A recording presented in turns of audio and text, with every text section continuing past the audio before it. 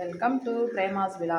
இன்றைக்கி என்ன பார்க்க போகிறோன்னா ஒயிட் சுண்டல் குழம்பு, வெள்ளை சுண்டல் குழம்பு பார்க்க போகிறோம். அதுக்கு வெள்ளை சுண்டலை நான் நைட்டே நல்லா ஊற வச்சுருக்கேன். இப்போ இந்த தண்ணியை கீழே ஊற்றிட்டு வேறு புது தண்ணி வச்சு நான் இந்த குக்கரில் வச்சு 3 விசில் வைக்க போகிறேன். 3 விசில் வச்சு வேக வச்சு எடுத்துக்கலாம். அதுக்கப்புறம் குழம்பு நான் எப்படி செய்கிறேன் அப்படின்னு சொல்லிட்டு நான் எப்படி பண்ணுறேன் அப்படின்னு சொல்லிட்டு பாருங்கள், வாங்க பார்க்கலாம். இப்போ சுண்டல் குழம்பு வைக்கிறதுக்கு ஃபஸ்ட்டு ஒரு சட்டியை வச்சு நல்லா சூடு பண்ணிட்டோம். ஸ்டவ்வை ஆன் பண்ணிவிட்டு சட்டி சூடாயிடுச்சு. இப்போ சட்டியில் எண்ணெய் ஊற்றிக்கலாம். இப்போ சட்டியில் எண்ணெய் ஊற்றியாச்சு. இப்போ கடுகு உளுந்து போட்டுக்கலாம். உளுந்து போட்டால் அது நல்லா பொரிச்சிச்சு. இப்போ வெந்தயம் போட்டுக்கலாம். கருவேப்பிலை போட்டாச்சு. அடுத்து வெங்காயம் போட்டுக்கலாம். தக்காளி போட்டுக்கலாம். முருங்கைக்காய் போட்டுக்கலாம்.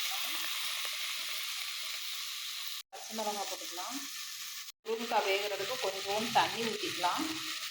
கொஞ்சமாக ஊற்றுங்க இந்த முருங்கைக்காய் வேகிறதுக்கு. இப்போ மூடி வச்சுக்கலாம். இப்போ கொஞ்சம் வெந்த உடனே மசாலா பொடி போட்டுக்கலாம். மிளகாய் பொடி போட்டுக்கலாம். கொஞ்சம் வெந்துருச்சு. பச்சை ஸ்மெல் போனோடனே இப்போ நம்ம வேக வச்சுருக்கிற சுண்டலை தூக்கி இதில் ஊற்றிடலாம்.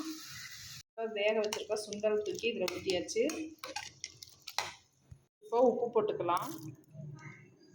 இப்போ இந்த நேரத்தில் உங்களுக்கு உப்பு காரம் ஏதாவது இந்த ஸ்டேஜில் உங்களுக்கு கம்மியாக இருந்துச்சுன்னா நீங்கள் குடிச்சு பார்த்துட்டு கொஞ்சோன்னு சேர்த்துக்கலாம். ஏன்னா ஒரு சிலவங்க தேங்காய் அரைச்சி ஊற்றிக்கிடுவாங்க. நான் தேங்காய் ஊற்றலை. இதை விட அப்படியே கொஞ்சம் புளி மட்டும் கரைச்சி ஊற்றிக்கிட போகிறேன். சுண்டல் குழம்பு ரெடி ஆயிடுச்சு. சுட சுட டேஸ்ட்டாக இருக்கும். நீங்களும் செஞ்சு பாருங்கள். தேங்க்யூ. ஒயிட் சன்னா குழம்பு ரெடி. நீங்களும் செஞ்சு பாருங்கள். ரொம்ப டேஸ்ட்டாக இருக்கும். தேங்க்யூ. எங்கள் சேனலுக்கு சப்ஸ்கிரைப் பண்ணுங்கள்.